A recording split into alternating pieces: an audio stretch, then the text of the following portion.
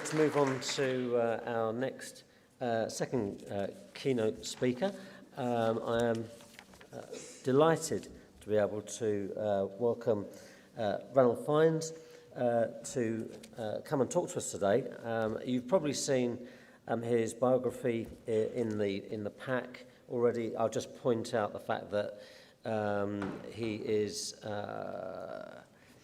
well, according to the Guinness Book of Records, is the world's greatest living explorer. I think enough said there.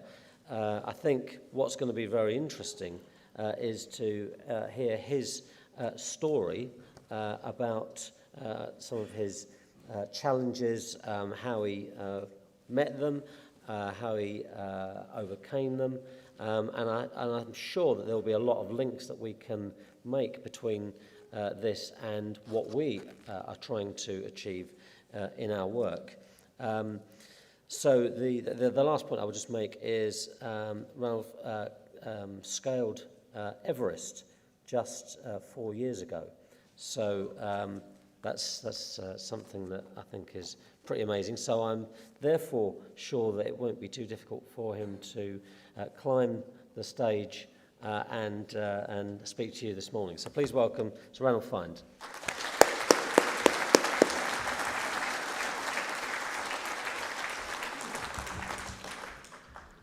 Thank you very much indeed. I'm honoured to be asked to speak this morning. In terms of challenges, one of my worst challenges in the mid-1980s, when I was the Vice President of Public Relations for Occidental Oil in the North Sea, was when we had a problem with Piper Alpha.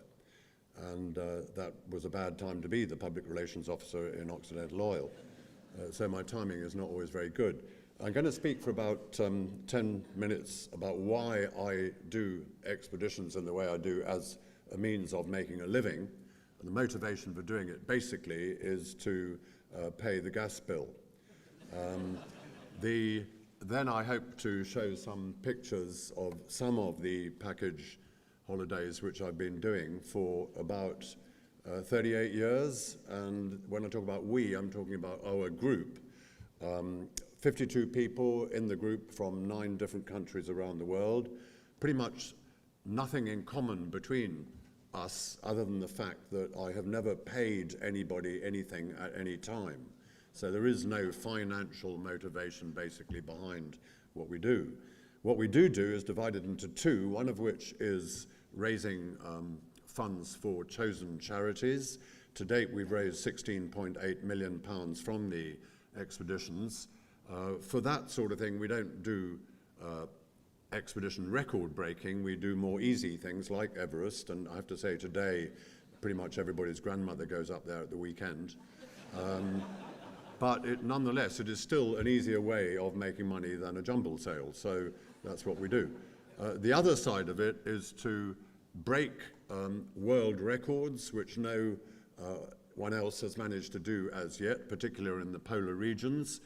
We have rivals, like everybody does, who we have to keep ahead of. These are people mostly who come from cold countries, like, say, Canada, and worst of all, Norway. And we have to know what they are up to in order to change what we're doing to keep one step ahead of them.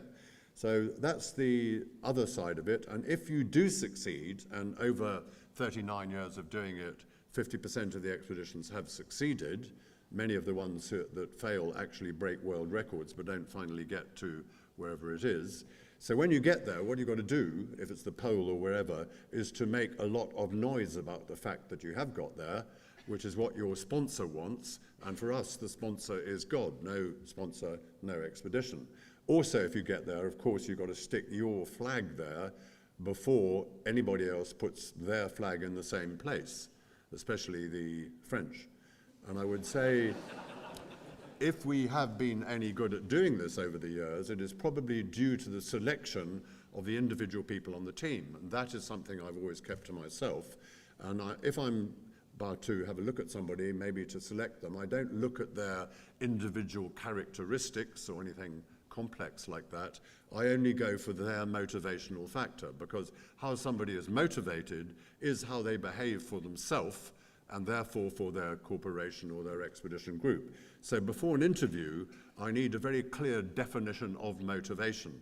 And I don't know if you remember a famous Irish psychologist called Anthony Clare, but he was actually asked to define motivation in a single sentence. He obviously did not do that, because the Irish cannot define anything in a single sentence. But what he did say was that motivation is something which happens to everybody when they are a teenager. You sort of go to university, you meet one day a professor who you respect, who says something illuminating to you, which sticks in your head and forms the basis of your motivation through life thereafter, which is obviously a load of rubbish. In fact, how you are motivated is the sum total of everything which has happened to you personally since you were little and how you reacted to it. Or possibly even before you were little, it may be genetic. If you're born stupid, you'll probably stay stupid. If you go to school and you get badly bullied, this can have a big effect on how you interact socially for a long time, even if you don't know it. And I think the system of just choosing people on motivation normally works extremely well, except obviously there are exceptions to pretty much everything.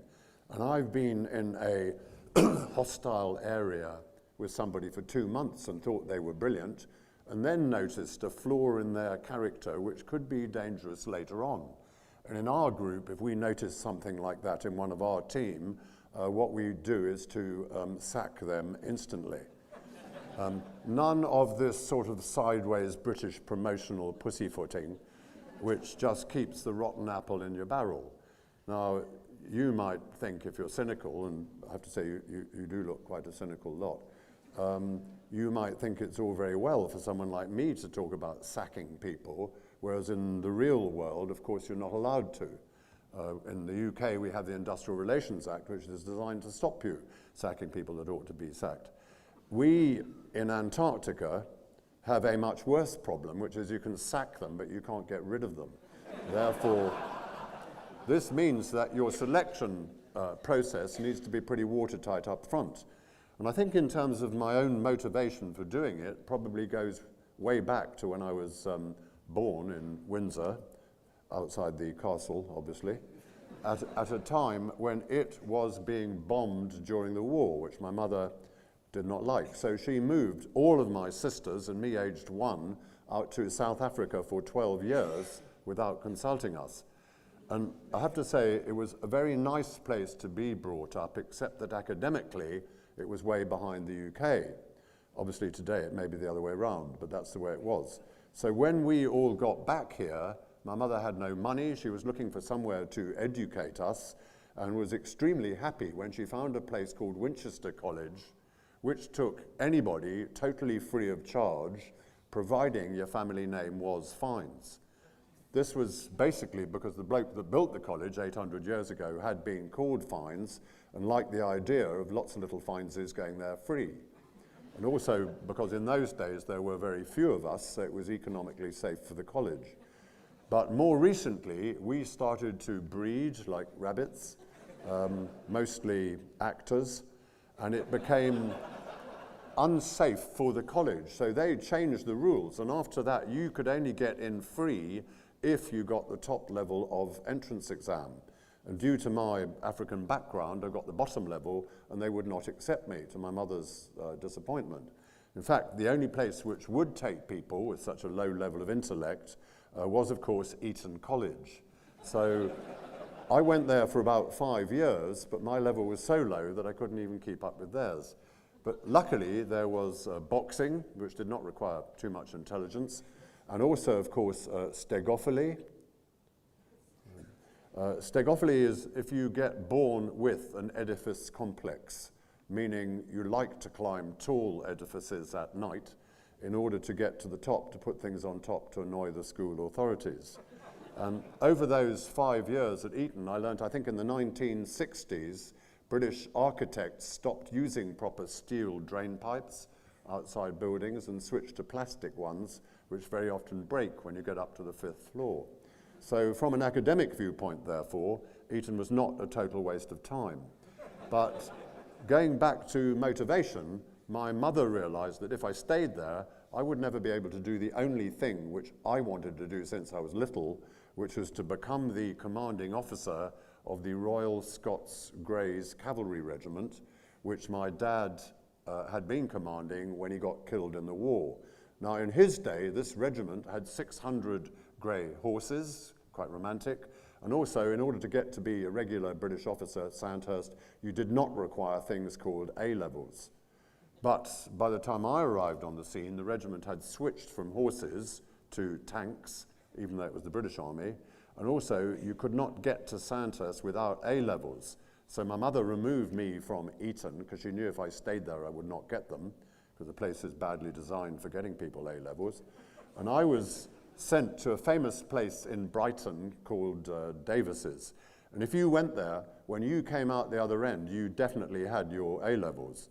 And I'm not at all proud of having broken their record. This was not my fault, because at that time was the height of the mini-skirt era, and concentration was not therefore possible. So I failed the A-levels twice, but obviously, as I'm sure you're aware, if you can't get like to Sandhurst, you've got to find an alternate route. And I found a place in Aldershot called Mons Cadet School.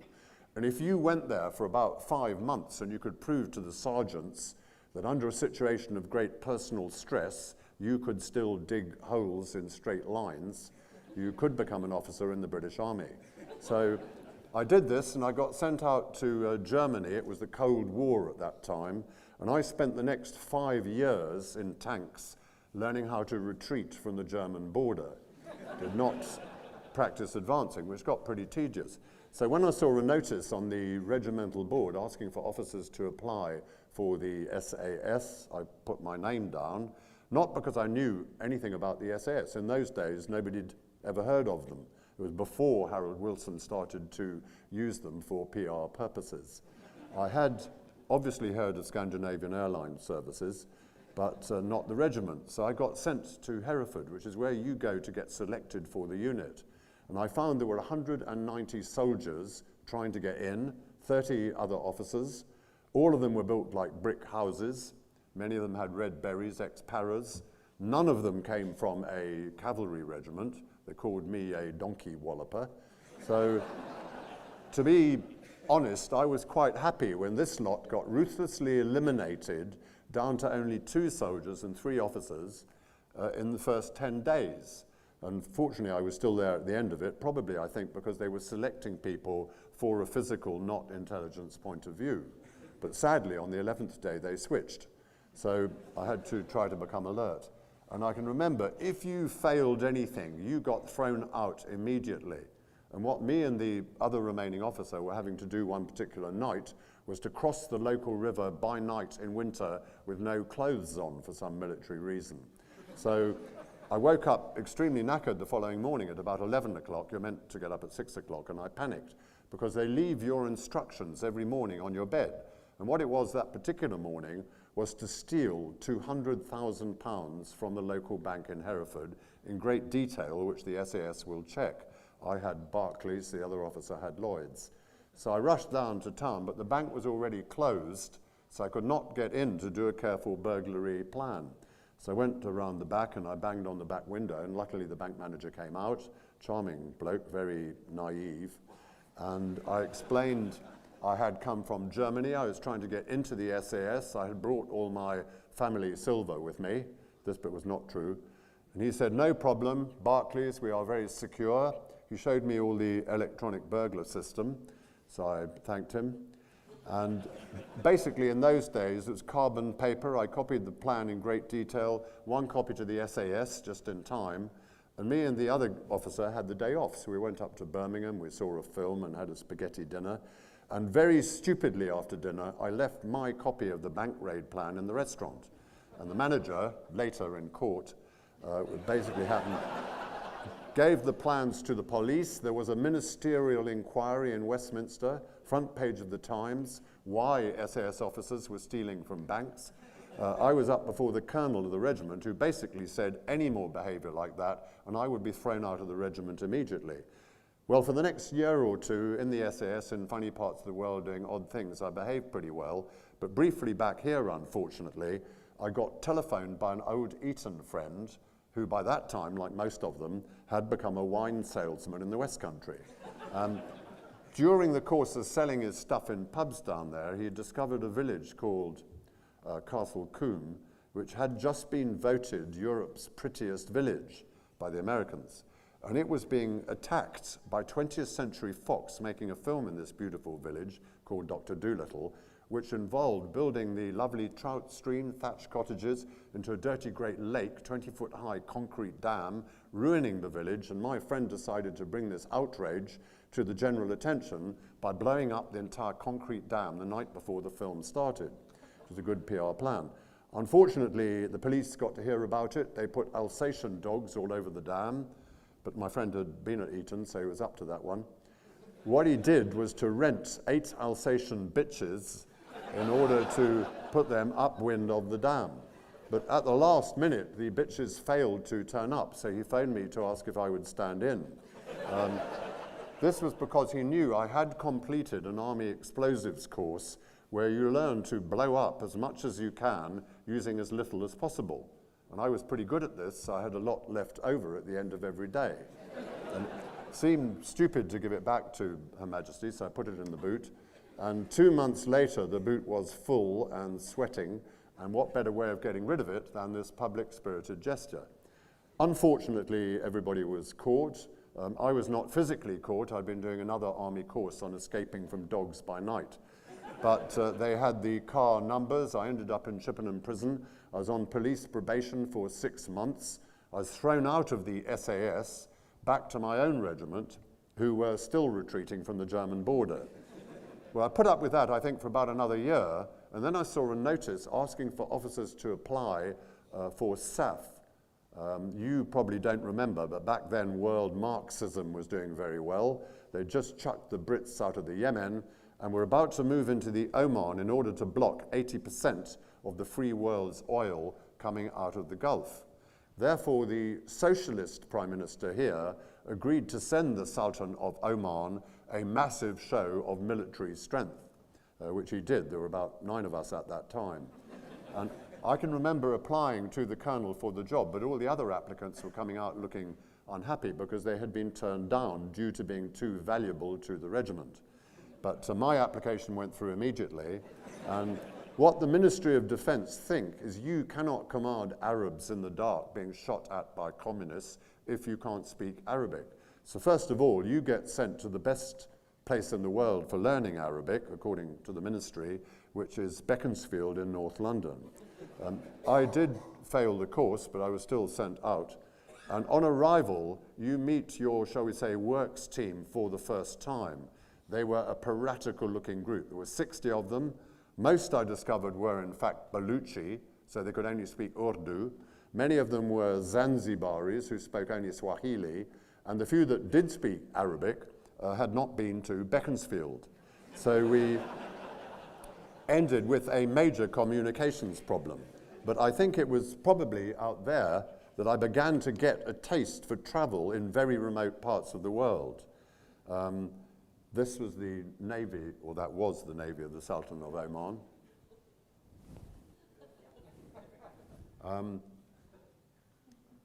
That's the army. Basically, this is my reconnaissance platoon, 60 of them, very well disciplined normally, but on this occasion we were about to attack Rakhut, held by communist machine guns, so they were apprehensive and seasick. This is one half of the Sultan's Air Force. Photograph, obviously, from the other half. If you look carefully, that is a Omani, Zanzibari, Baluchi, myself, European. All of us were, of course, Muslim. I was Muslim for the 3 years I was out there, but we were heavily outnumbered. There were in the Sultan's army in Dhofar, South Oman, 180 people, but the opposition were over 4,000, very well trained in Odessa in the Soviet Union, very well armed, so we were heavily outnumbered. Therefore, to cut the risk down, I changed tactics according to the SAS training and stopped them moving around in the war zone And the war zone, you think of Arabia as sand like that, which is true except in this country the size of Scotland where the war was going on, where there was a monsoon causing forest and river and so on. So to be in vehicles, big targets, I switched these guys to moving in groups of 4 only, with walkie-talkies between them, and only by night. For 2 years, no movement except by night. And the area where we were active basically looked like that, with rivers and so on. Moving around by night was not a very good idea because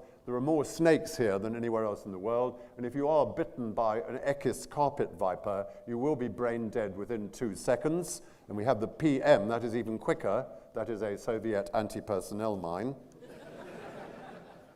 You are sitting very often on the border in caves. You can carry 5 days of water, so you'll be there 5 days and nights. No movement at all, waiting for the political execution squads, the Idarat, to come over the border from Yemen to do very unpleasant things to the Muslim leaders to switch them into Marxists. And we were there to stop them getting over the border. But you could be sitting in a cave for 5 days and nothing happens, so I got pretty bored very often, and back on leave in London I went to the Natural History Museum because no botanist ever in history had been allowed here, and there were new insects and lizards and so on. I did actually discover an 18-inch black scorpion, new to science, which is, if you go to the museum, it's there now. I go there every now and again, very proud of it, I stroke it. And the chameleons which you get out there grow up to 2 foot long. It's a chameleon. As you may know, if you put them on a green leaf, they will go green. Put them on a red flower, they will actually turn red. People say if you put them on a tartan blanket, they will explode. The people are quite interesting. We had to recognize 16 tribes by their scars very often, knowing which ones were likely to have gone Marxists or not.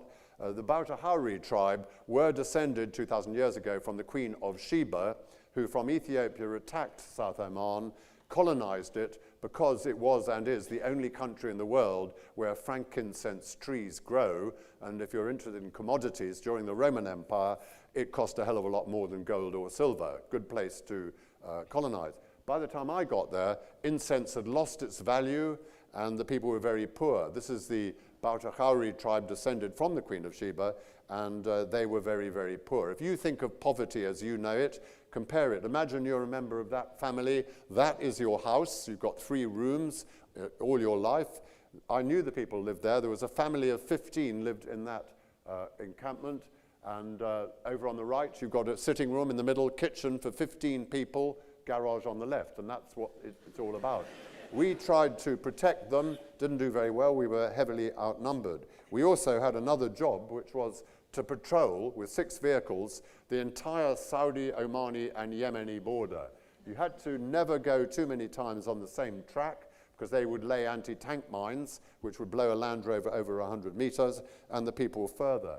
I had to leave the army of the Sultan, not because I wanted to, but because I was thrown out of the British Army because of the previous lack of A-levels. 8 years was your absolute maximum. After captain, you were chucked out. So I found myself without a job.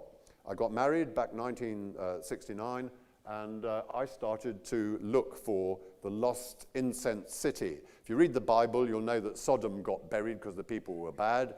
In the Quran, you've got Irem al-Adat, same sort of thing. That was the city which got buried, and I started searching for it in 1968. By 1992, when I finally discovered it, it is now the biggest excavation works in Arabia, we had done 7 major 4-wheel drive expeditions into the Great Desert, the Rub al-Khali, or empty quarter. Now, I couldn't make any money on leaving the army. My wife had no money either. So back then we decided the only thing that I'd been trained in the army during the Cold War to do was in Germany to train Scottish soldiers how to canoe and climb and ski and all that sort of thing in order to stop them beating each other up in the canteen, which they did because they were bored stiff because the Soviet army never bothered to attack. Now, that stuff was called adventure training, and it was paid for by the taxpayer. But doing it with my wife to make a living, no taxpayer, the new word became, and still is, sponsorship, not scrounging. And that is what we still do. Now, to give you a rough idea in the early how we got started from nothing, Two of the expeditions out of 20 in the early days. One was the first ever ascent of the longest river in the world in 1968-69, the Nile, 4,000 miles long. We decided to use hover hawks, they're two-seaters, because in the Guinness Book of Records, they had the world record of hovering without a breakdown for 8 hours around a gravel pit in Peterborough. So obviously the right model for the Nile. They had 3 motorbike engines which could lift them 2 centimeters above the surface. We took 9 months to complete the Nile, partly because there were a lot of 3-centimeter obstacles. Just to give you an idea of how different the expeditions were, one of them in the 1970 period was we were asked by Vancouver, the tourism industry there, because they were holding the centenary of British Columbia becoming a Canadian province. All the explorers who had discovered British Columbia had been Scots, and they had traveled by river, because although it's bigger than 4 Great Britons, British Columbia is all Rocky Mountains and forest. So the only way of traveling from the Yukon border, 2,000 miles through BC to the United States border, was by 9 of the roughest rivers in the world that interlock. And they, as part of their centenary, wanted a Scottish group, historically, to do the first ever journey from border to border by river. I was asked to lead it, because I was on the Army Reserve by then, in which case the ministry promised me a support Land Rover BER. I later discovered that meant beyond economical repair. They also said if I went up to Edinburgh, I could select out of 600 people in the regiment the best 3. But when I got up there, I discovered they'd posted all of them to Ireland apart from the cooks. So the choice was not good. But I did find a very fine Scotsman called Joseph Skabinski. And the 3 of them were given a total of 6 weeks annual leave. We took 9 months, so they were not popular when they got back. One reason for this was because although we were going on the worst rivers in the world and had never been in rough water before, the ministry only gave us training rights on the Thames at Henley. So when we got to Canada, our learning curve was very steep. That rock causes a hydraulic wave 22 feet high. We had 4 boats, 18 foot long, with 3 people in each boat. One of the rapids, called Hell's Gate, one of our boats overturned. We found their bodies 3 miles downstream, which could have stopped the entire expedition. But luckily it was just the BBC film crew. You're going to have to look quite carefully at this. Basically, round about 1971, fashion changed in our industry, which I think, whatever you're in, you must respond quickly to changing fashion. Basically, sponsorship depends on publicity depends on the taste of the media, and in New York, where fashion starts changing, they were no longer interested in hot expeditions like what we've been doing. They only wanted cold polar ones. So my late wife Jenny, decided at that time that we must go polar. And we would have to start ambitiously in this new field by doing the first ever journey around the world, not that way, but vertically, which no human being had ever done by any route, passing through both poles, crossing both ice caps. I was sent by her to a library to find out the best route.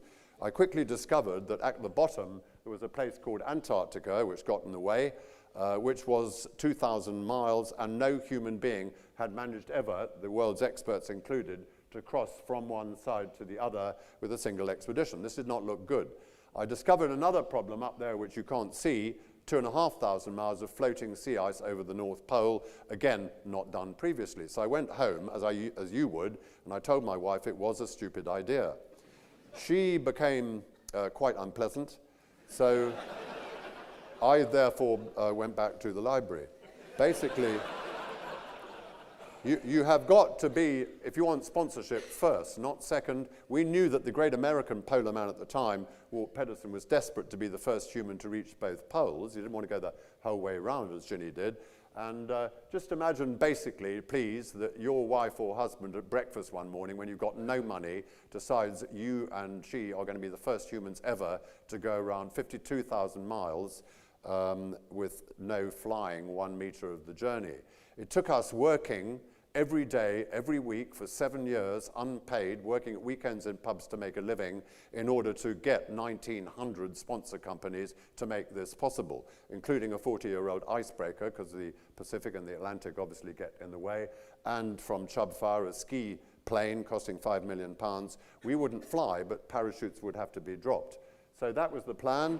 The route, obviously, was the zero meridian, the Greenwich, going down through the Sahara, through this line here, which is the South Atlantic. Antarctica is far bigger than China and India stuffed together, but there are no grocery stores en route, so this is an admin problem. This was good because that's why it hadn't been done previously. We chose 2 people out of 800 applicants, people like your good selves, who were prepared to come onto this expedition, wanted myself and 2 others to do the land group, no flying the whole way. The 2 I chose out of 800 had never been on an expedition before. One of them, Ollie Shepherd, who's still alive, had been a beer salesman in London for Whitbread for 9 years. And the other guy, South African, Charlie, who's sadly dead, had been a butcher in Cape Town, joined the British Army as a soldier, and joined us. Chosen because their characters were right. You can't change character, you can teach skills. We eventually reached Antarctica. That's where the Greenwich Meridian hits Antarctica. We unloaded the ship onto this area here, which is floating. That is why, unfortunately, if a wind gets up, you're inclined to lose stuff. The ship said goodbye, went away for 18 months to the far side of the world, the Pacific, and waited in New Zealand, hoping that a Morse code message would eventually come out from my wife, who was the radio operator, saying that we'd done the first ever crossing of the entire continent. When the ship went, the land group, that was me and the other 2, had to go 400 miles inland to the edge of human exploration, somewhere up there at 12,000 feet above sea level. And 2 other people from the South African scientific base in Summer on the edge fell into a crevasse or hole and were killed. But we were lucky, we got up to the edge of the world as it was. From that mountain there, for 900 miles to the South Pole, no human being knew what was there. There were no polar satellites.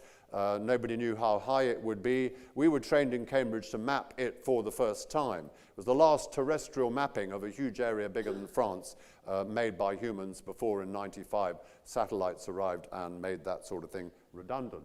We had to live, when we got to the edge of the Great Plateau, for 8 months because the temperature goes down, as it did, to minus 122 degrees centigrade, so you don't want to be traveling, and it gets dark for 5 months, day and night. So my wife in South Wales designed houses made of hard paper, which you could be light enough to parachute ahead of you. We then erected them, and they can withstand minus 30 centigrade. At 122, you might think you'd get cold. And also they can withstand 40 miles an hour, and we recorded 160 miles an hour, so you might think we got blown over. But we did not, because she designed them so that snowdrifts would come up to here, giving you insulation and protection, but then, of course, you cannot get out. You might think, well, why would you want to get out? Basically, because we were cooking with petrol in a paper house. In the UK, we had been unable to practice crossing crevasses, and there are out there over 14,000 crevasses which you cannot see because they're covered in winter by a trapdoor of snow. You know that they're there by falling into them, by which time the information is too late. So when we practiced, we used the one that had already collapsed just outside the camp. We spent 8 months of darkness, but the sun eventually came back. We said goodbye to the base commander, and the 3 of us set out from the last known feature into the unknown on the way to the pole. The base commander, which is the nastiest job on these expeditions, which is why I gave it to Ginny, because the whole thing had been her fault for thinking of it, but she was not a big person and could not roll big drums around in the snow, and therefore a man had to be working and living with my wife for 3 years. So I did not want somebody who was physically attractive in that position. Luckily, we found a Yorkshireman for that particular job. We did manage to cross the entire unknown area. We mapped it for the first time. 4 years later, satellites made that sort of thing redundant, but at the time it was true exploration. We used a tent which weighed 120 pounds. Today our tent weighs 3 pounds, but up here you get a katabatic wind which goes from 0 to 100 miles an hour in under a minute, which doesn't give you very long to put your tent pegs in properly. So we used the best designed tent in the world, designed in 1901. It's aerodynamic. The stronger the wind, the stronger it will dig in. Designed by the world's greatest polar explorer of all time, today the most lied about. I'm talking about Captain Scott, whose expeditions, including when he died, produced more science from Antarctica, including the discovery that it was a continent, than all the other polar expeditions internationally of the first half of the 20th century.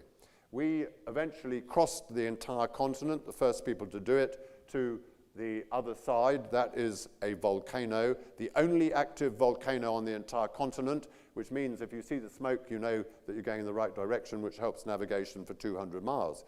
When we got there, the world's first tourists in a DC-10 aircraft arrived, crashed into the volcano, 260 dead. But from here, we could actually see the Pacific. So we knew that we'd completed the first ever crossing of this whole continent, but hadn't completed Ginny's expedition. What she planned 10 years previously off a 6-inch globe in London was that when we got there, we would send a message. She would pick it up in New Zealand. The ship would come through the ice and collect us. 2 other ships sunk in the ice that year. Ours got through. The people on board from 9 different countries who'd given up 4 years of their lives, chief engineers from P&O, for instance, were still on board, still unpaid. 2 of them were dead, but everyone else was okay. Took up the other side of the world, San Francisco, Vancouver, through the Bering Straits. That's the Soviet Union, as was. That's Alaska.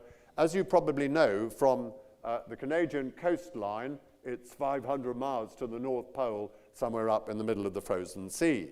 Now, her plan was not that the ship would take us into the Arctic Ocean, over the North Pole, and back down to Greenland and the UK, because if the ship went in there at all, that area has got 3 million ton ice flows moving at 4 miles an hour, and when 2 of them hit each other, your ship will sink, unless it's an icebreaker, which ours was not. So the plan, made all those years before, was that red line. The ship would drop the 3 of us off in 12-foot rubber boats. We would go 1,000 miles up the Yukon, 800 miles down the Mackenzie, 2,500 miles above Canada, called the Northwest Passage, and then if the sea had not frozen by then, 900 miles to the most northerly island in the world, where we would wait the 8 months of darkness before doing the difficult bit, which would be the 2,500 miles over the top. Her plan gave us a total of 2 months to get from the mouth of the Yukon up to that island. But when we got out there, we discovered that only 3 expeditions in history had been through that bit, the passage, and had taken an average of 3 years to get through. I am not making any comment on female planning, but obviously they do need to be watched. We had no problem on the Yukon River, but when we got to the Northwest Passage, if you remember that map, if you treat the black line as the top of Canada, you're going west-east, 2,500 miles before you turn north to the islands. Well, unfortunately, in summer, midsummer, 500 miles away, the North Pole, all the ice is taken down towards Canada, where it jams up. So you have to wait for a huge storm to blow it so you can get through here. We were very lucky. We'd gone from 3 rubber boats to a single 16-foot open boat. We got to where you turn north, at which point the sea began to freeze. It's called grease ice. After 2 hours with no wind, it would congeal into sugar porridge ice, at which point the boat will freeze in. Which is what happened. We later learned it sat there for the next 8 years, frozen in. It meant that we had 400 miles to go. By now, there were only 2 of us, because Ollie Shepherd, the beer salesman, after 10 years unpaid, had been threatened with divorce if he didn't leave, so he did. Charlie and I then had to ski 400 miles over that lot, because we couldn't go in the frozen sea. On the second day, Charlie's skis broke, which was extremely irritating, which I told him, which was pretty stupid because mine broke soon after. So we switched to snowshoes. That's Charlie on the left. Unfortunately, the skin on one of his feet bottoms fell off, leaving raw skin underneath, so it was painful to walk. His language got even worse than normal. He then developed hemorrhoids, and it got worse. And then he fell over one day and cracked his head on a rock, and his eyes filled up with blood, and he started to whinge. He basically suggested that we ought to rest for a couple of days. If at that point, we, the land team, out of 52 people who'd given up by then 9 years of their lives unpaid, didn't carry on, we would have failed. You know, that's quite a big risk to ruin 10 years of your lives on something which doesn't get there. Charlie, despite his feet, and I've got a picture of his better foot, he did keep going. Amazing guy, he's dead now, but he and I got to the edge of the world where Ginny, in 2 abandoned science huts 30 years before, she in summer had dug all the snow out, and that's where we lived in the dark for 8 months. Eventually, a month before the sun came back, we said goodbye to Ginny and left her in the huts, set out on the 2,500-mile journey over the top. But a week later, she looked out of the living hut at the stores hut, where all our parachutes for the next 8 months' journey were stored, had caught fire. She tried to put the fire out with an extinguisher, did a bad job, as you can see. She sent a radio message, Morse code, to us 200 miles away in the dark, that we must carry on to the pole, although the base camp was burnt down. This was in the dark. All the pictures I took during that month came out black, so there's not much point showing them to you. But if you can imagine, that was in the dark. That is steam from open water at minus 60 because of the great movement. We eventually, to cut a long story short, reached the North Pole, 500 miles away. We stuck a flag there because people do, but it's pretty stupid because within half an hour, that flag will be a mile away from the pole because the ice is sort of floating. If you go up there and you want to put your flag there, drill a hole in the ice, swim down 15,000 feet to the seabed and put your flag there and it will stay put. We did not do that. At that point, we wanted to go to Greenwich, which was due south, on the hand compass. There were no sat phones or GPS, and unfortunately, everywhere else in the entire world was also due south on the compass at that point. And this caused an extremely bad argument between the two of us at that moment. We wanted to go 1,500 miles to where the ship could penetrate the edge to rescue us. We only actually got 450 miles before the breakup. Every summer, today people go to the North Pole, they get removed by helicopter before the breakup. We had another months to go. So as it's too dangerous to travel after the breakup because the ultraviolet summer sun weakens the ice, you get a storm 100 miles away, which will, because ice grows 3 feet a year, the old ice is deep where the current is strong, and that stuff will break through hundreds of miles of new ice where you are camped. If you've got too much imagination with the rumble and roar and the breakup when you're sleeping in a tent, you shouldn't be there. This is why we have people without imagination and ex-military people. We sat in a tent on an ever-decreasing ice floe for weeks and months, hoping that we would head down towards Greenwich, not Siberia. And we never got bored because Charlie had a solar panel which gave us enough power to listen to the BBC World Service for 2 minutes a day, if there was reception that day. And on one particular occasion, with his headsets on, Charlie said, "The United Kingdom is at war." So I said, "Who with?" And he said, "Oh, I didn't get that bit." We sat for 5 days of bad radio reception arguing who the hell it could be.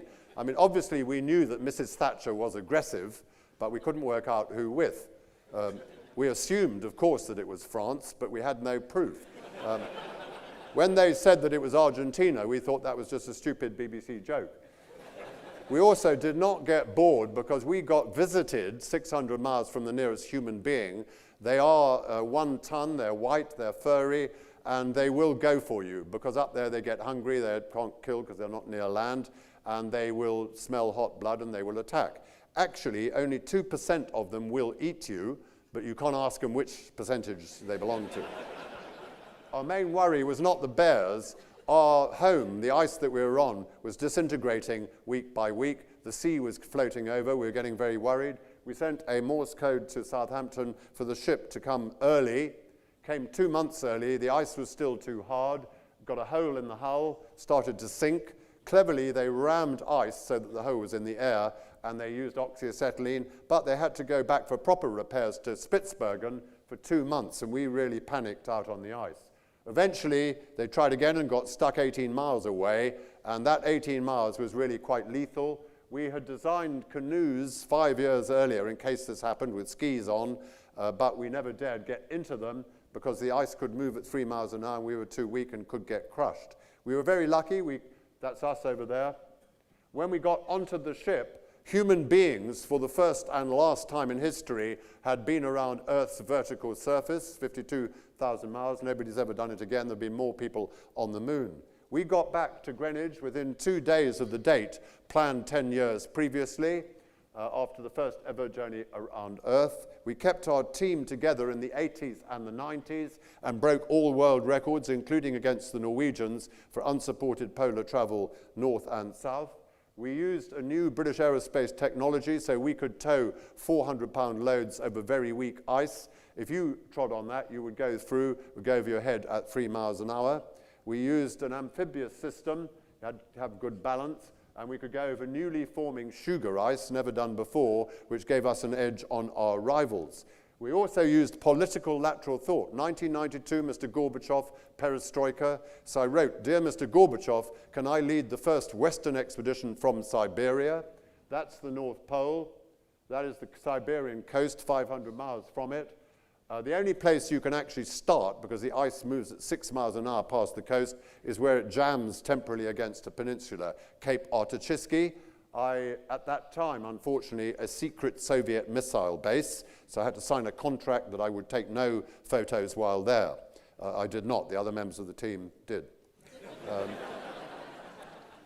From there, we broke all world records for the next 9 years, but back in London after that one, I discovered, to my irritation, I have to say, not the Norwegians this time, but the Americans, NASA, Pasadena, the Jet Propulsion Laboratory. They put cameras on the shuttle, fly up to 170K in space, and take photographs of whatever they want.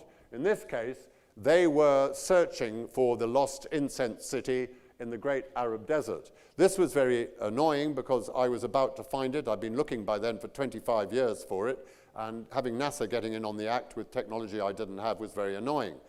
That is a NASA professor. What they do, each of those sand dunes is 50 miles apart, 80 kilometers, long way to the edge. Saudi Arabia, Indian Ocean.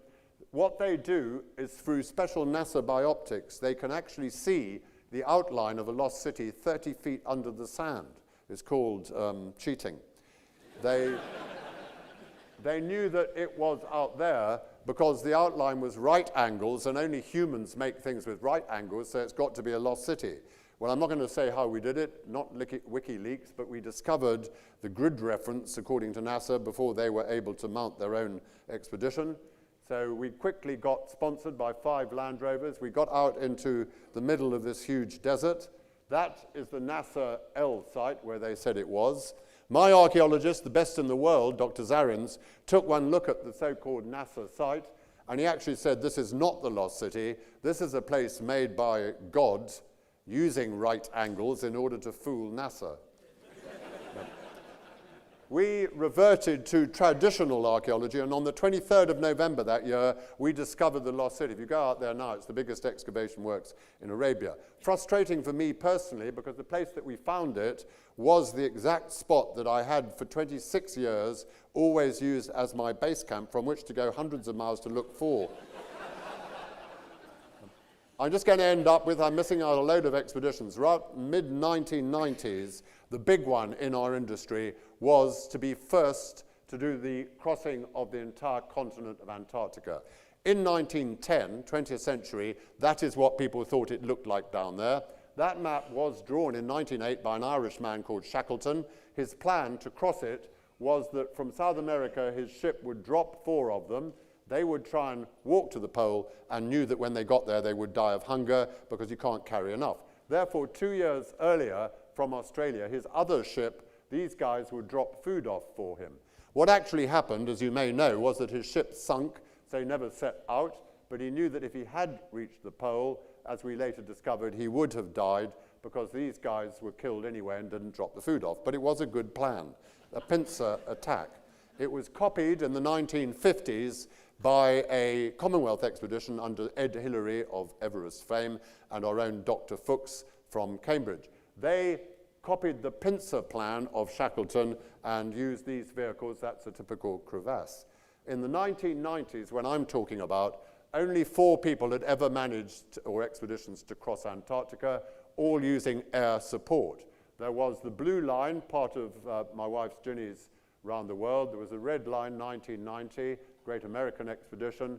There was the diagonal, that's Hillary and Fuchs. And lastly, Italy's great climber Messner and Germany's top polar man Fuchs. They did the crossing by manhaul. But what we're talking about in the 90s was to do it with no support whatsoever for 2,000 miles with what you carry on your back or on a sledge. We heard that the Norwegians were about to try to do it, so in the UK we stopped what we were planning and switched to trying to get a team out there quickly. We caught the only aeroplane going to Antarctica's biggest airport that year, that's the control tower. We switched aircraft, we flew 1,200 miles over nothing to the start point. That's where the sea hits Antarctica. Same day, 100 miles around the edge, the Norwegians set out. Our ski plane dropped our team off. There were 2 of us, said goodbye, we'll see you in 1,800 miles' time. So you've got to lug that up to 12,000 feet high for nearly 2,000 miles. It weighs 500 pounds each, so 2 people towing 1,000 pounds. My colleague, Dr. Michael Stroud, is and was Britain's top physiologist specializing studying the effects of starvation on the human body, especially the process of muscle cannibalization when you're starving. So he was in his element on this expedition. He monitored our daily output calorifically, towing 500 pounds. We used 8,500 calories every day for 97 days with no rest day. We became skeletal. I set out at 15.5 stone. By the halfway point, I was under 9 stone, although we did eat 5,000 calories a day. Even Weight Watchers would not recommend this regime. You cannot wear Gore-Tex, excuse me, because it's not 100% breathable. You have to wear cotton, available in 1902, because you can then not get hypothermia. You can't wear soft boots to protect your feet like normal, because you just won't move forward. You're towing a huge weight on a dog harness. You have to have rigid boots that dig the skins in to move forward. That's what happens to your toes. That's after 10 days. Very painful for the first hour. Then they get cold and stop hurting. That's gangrene. That's after only 3 weeks. We knew that we would have skin grafts after 3 months.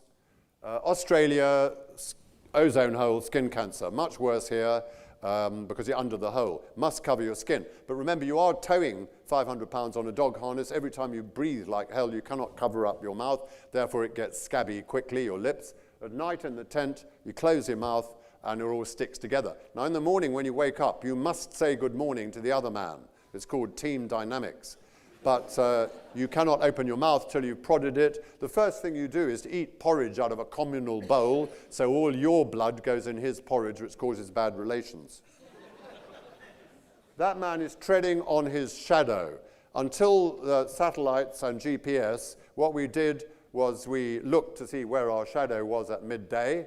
Sun is due north at midday, so tread on your shadow, you'll be going for the pole. 6 hours later, the shadow will be over your shoulder. Most sophisticated method, 2,000 miles without a feature until satellites arrived. Crevasses, over 14,000. I took a photo of that one because you could actually see it. Normally you don't see them until you've trodden on them. So I developed a very careful policy, which is to watch the bloke ahead. Nobody's going to fall into that. There's someone up there. There's a big hole. You'd be pretty stupid to fall into that one. At the South Pole, the Norwegians dropped out, pretty much dead. We were in a very bad way, but the reason we did not stop at that point and carried on the other half was because Dr. Stroud had a contract with the Lancet medical magazine on the topic of advanced starvation. And at the pole, he discovered by weighing us that we were starving even more than he had hoped, and was determined to complete the article even if it was posthumous, so we carried on. We did the first ever descent of the great 9,000-foot glacier without crampons because we'd lost them. I began to hate him. every 5 days, I've done 25 years with him since, but every 5 days he took your blood for science. Every 8 days he made you drink a container of liquid costing $1,000, and for 24 hours after you drink it, any liquid coming out of your body orifices must be collected or you're in trouble, especially urine. Now, to fill a pee bottle outside at -90 is lethal for that part of your body if you are male. Although, obviously, at that temperature, the difference between males and females is not great. His hands got very bad. They blister up like sort of Michelin's. Then the blisters will fall off, leaving raw skin. By day 80, 7 of Mike's fingers were totally raw down to the hand. I've got a picture of my hand a little bit after. That basically resulted, after a 3-minute error in the cold, to amputating all the top half of all my fingers on one hand. You've got to retain focus in those circumstances. Mike and I did reach the Pacific. That's the coastline, at which point we completed the first ever crossing of the entire continent with no support, which today remains the longest unsupported polar journey in history. We completed back in Europe 19 muscle biopsies in laboratories and discovered a whole new field of medical science. From that expedition, we raised the sum of 4.2 million. We started Britain's first MS research centre in Cambridge. Altogether, we've raised £16.8 million from the expeditions. All the expeditions are based on charity and science, but from my point of view, as I think I mentioned, that is not it. From my point of view, it is a way of making a living, and to stay ahead of our rivals, basically 2 lessons. One is, when things are going very wrong, that is the time you need to retain your individual and group resilience. And the other is, of course, to stay ahead of your known rivals at all times. Thank you very much.